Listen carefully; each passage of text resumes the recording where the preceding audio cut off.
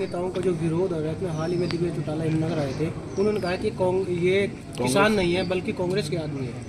कांग्रेस तो फिर आप मानिए कि कहीं ना कहीं कांग्रेस ने लोगों की बात को उठाया होगा। क्यों इनके साथ नहीं जुड़े?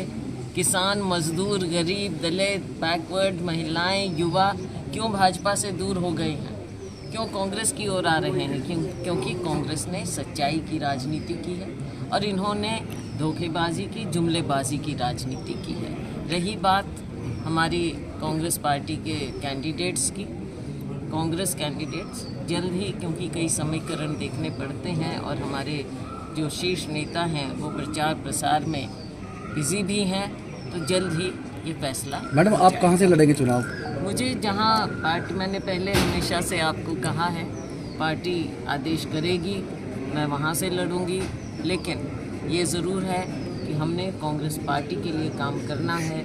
जहाँ से भी लड़ाएं या जहाँ से आदेश हो वहाँ भी करेंगे, और बाकी हर जगह कांग्रेस पार्टी के लिए हम और हमारे साथी कांग्रेस को मजबूत करेंगे, राहुल जी को मजबूत करेंगे, खड़गे जी को। इलेक्ट्रॉनिक बॉन्ड को लेकर वित्त मंत्री ने कहा है कि हमारी सरकार आने पर इसे हम दोबारा लेके आएंगे, इस पर कांग्रेस का क्या स्टैंड है? चोरी और सीनाजोरी, लोगों को दबाव की राजनीति, दमन की राजनीति, अपने विरोधियों पर ईडी, आईटी, इस तरह के लोगों को, सीबीआई को छोड़ देना, चाहे मीडिया के लोग हों, चाहे उद्योगपति हों।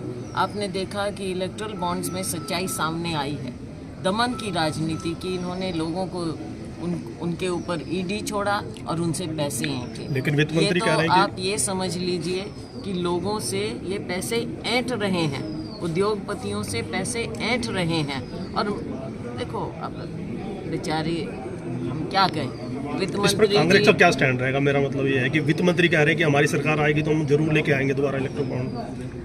देखो, ना नौमन तेल होगा ना राधा नाचे। प्रधानमंत्री कह रहे हैं, देश इंसाफ की ओर आगे, न्याय की ओर। प्रधानमंत्री कह रहे हैं हमें सिर्फ 35-37 जो हरियाणा अपना कांग्रेस का जो घोषणा पत्र है उसको मुस्लिम लीग का बताया जा रहा है। ऐसा है, मैंने पहले ही कहा, इनके पास केवल और केवल लोगों को बांटने का फॉर्मूला है जो चलेगा नहीं।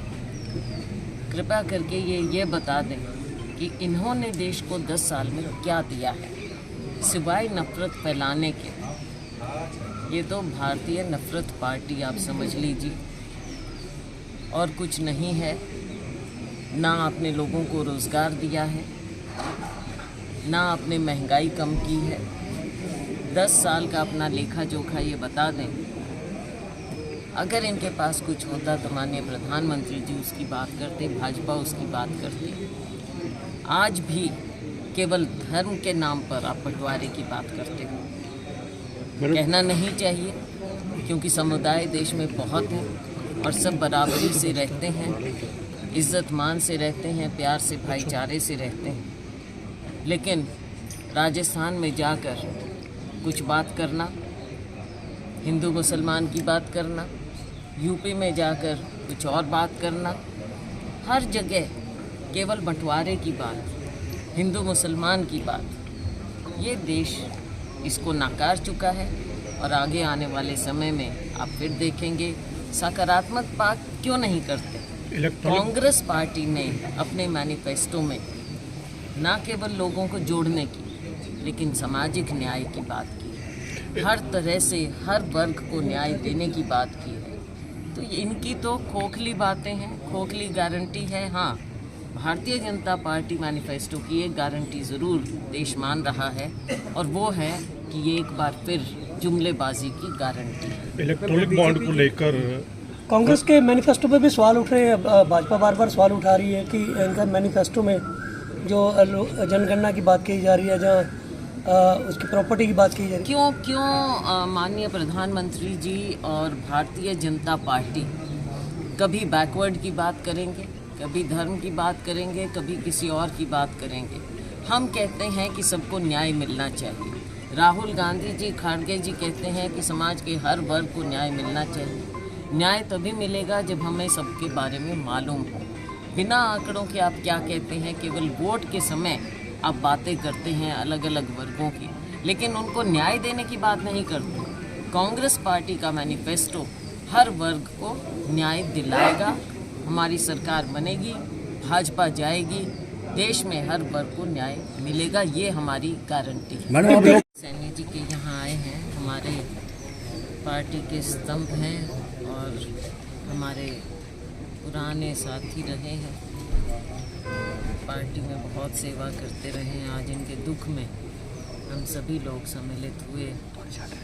जवान बेटे का जाना किसी भी परिवार के लिए, माँ बाप के लिए इससे ज़्यादा दुख का क्षण कोई हो नहीं सकता।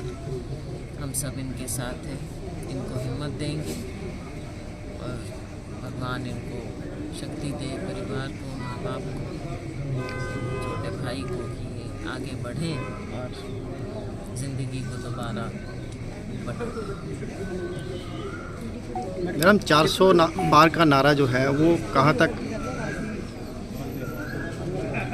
जी 400 पार का नारा जो दिया जा रहा है, क्या मानते हैं उसको? आप देख रहे हैं कि हर रोज़ माननीय प्रधानमंत्री जी किस तरह से भाषण दे रहे हैं, किस तरह की बातें कर रहे हैं। देश का प्रधानमंत्री जब समाज को बांटने की बात करे तो ये देश जो कि हर धर्म का, हर जाति का देश है, आपस में भाईचारे का देश है, शांति का देश है, ये देश इस तरह की बातों को कभी भी स्वीकार नहीं करेगा।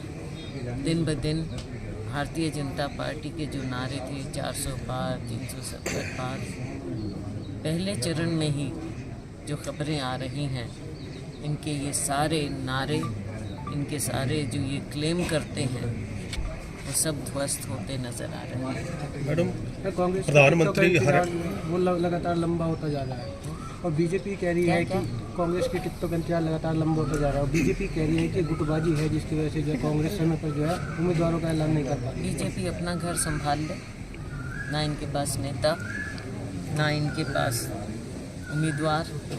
आप देख लीजिए, आप देख लीजिए कि कम से कम 6 इनके उम्मीदवार ऐसे हैं जो पहले कांग्रेस में थे, दूसरी पार्टी से लेकर इन्होंने अपने उम्मीदवार बनाए हैं। इनका अपना घर देख लीजिए, अपनी कमज़ोरी इन्होंने खुद हमारे सामने रख दी है। जिस तरह से मुख्यमंत्री बदला, आज के दिन भी ना नए मुख्यमंत्री को ये मुख्यमंत्री मान रहे हैं, पुराने मुख्यमंत्री अपनी जगह खो चुके हैं और प्रदेश में ऐसे लगता है कि ना शासन है ना प्रशासन। हर तरह से लोगों को इन्होंने लेट डाउन किया है।